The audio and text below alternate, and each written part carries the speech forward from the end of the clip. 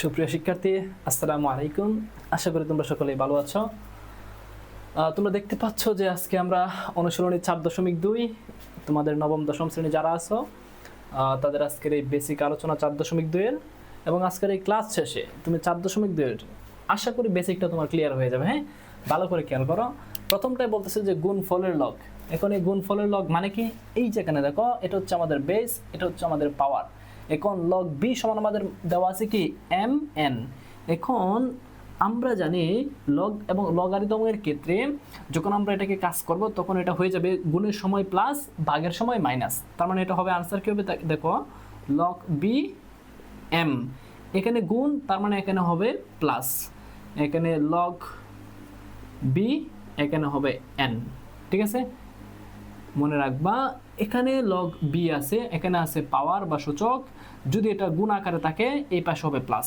যেমন দ্বিতীয়টা ভাগফলের লগ, এখানে আছে ভাগ, যদি ভাগ অবস্থায় থাকে তাহলে হবে এই জায়গাটায় মাইনাস। তার মানে এটা কি হবে তোমরাই তো পারবা। এখন বলো তো, log B M minus log B মানে বেস, আর এটা হচ্ছে আমাদের পাওয়ার এন।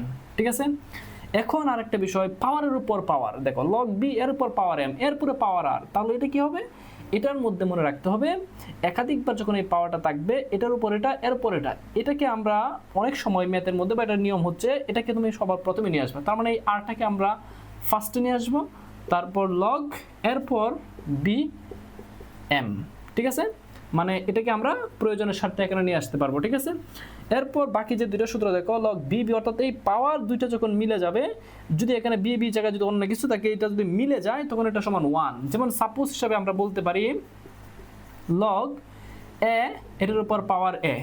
দেখো পাওয়ার এবং বেস যদি মিলে যায় এটা সমান আমরা ম্যাথের মধ্যে কি লিখবো? 1 লিখবো। এটা হচ্ছে সূত্র। ঠিক আছে, লগারিদমের ক্ষেত্রে। এরপর আরেকটা সূত্র দেখো, লগ বি 1/n। এখন এটার মানেটা হচ্ছে আমরা জানি 1/n মানে হচ্ছে ইনভার্স, রাইট?